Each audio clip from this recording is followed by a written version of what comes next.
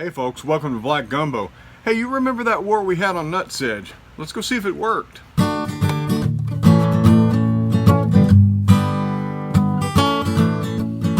what we did, Nutsedge, if you go back and watch my videos on Nutsedge, and I'll link you to one of them in the up there to the War on Nutsedge Part 1.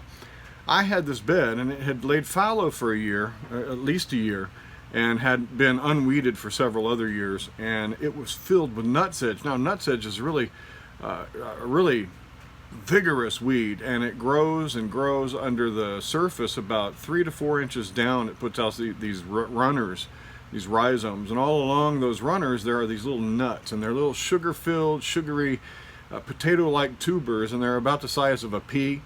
And that's where the nutsedge stores its energy. And so if you pull up a nutsedge, it'll just pop up another plant because it's got all that energy stored up in that little nut.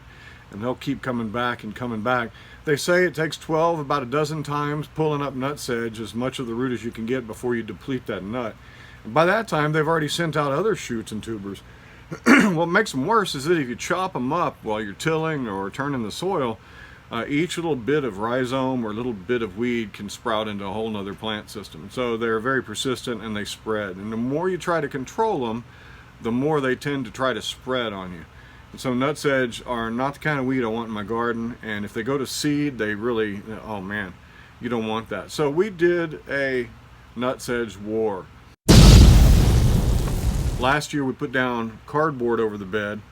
And under that cardboard we had spread some molasses, dry molasses. And the thinking was that that molasses would kickstart the biology in the soil and really give that bacteria a boost so that they would eat all that dying nutsedge root and tuber system. And so I think it worked. Let's go take a look over here. This was the bed in which I did my experiment to remove nutsedge.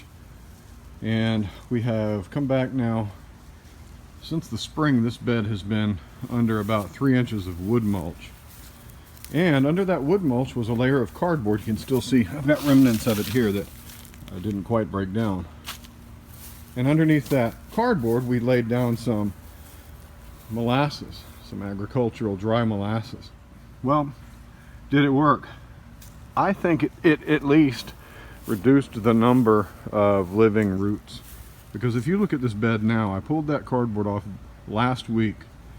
I turned this bed over pretty good, amended it with compost, and by now I should be seeing nutsedge coming up. Here's some right here that didn't die. This is the nutsedge, what it should look like. So after I burnt this with the weed torch, this is what the nutsedge looks like after 1 week of growth.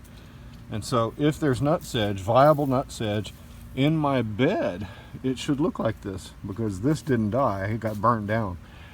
Well, I don't see any nutsedge in there, so I'm going to call it a victory until the spring, at least, where nutsedge really takes off and grows back. But I mean, this is the only nutsedge that has survived the nutsedge that's in the cinder blocks that I didn't really deal with much. And that was burnt down, burnt to the ground, and that's how far it comes back. You can see it grows by a network there, and that stuff's hard to get rid of. There's one of the nuts. But this stuff will keep coming back. And I think we finally got it. At least most of it. Because it should be there. It should be like that nutsedge right there in the brick. It should be all through here. Man, this whole bed was impacted with that. So I'm going to call that a victory.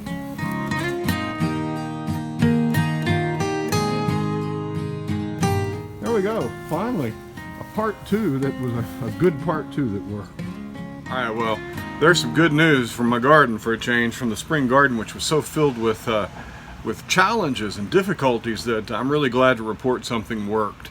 And I think that that's a victory. I'm going to call it a victory until I see otherwise. And yeah, that feels good.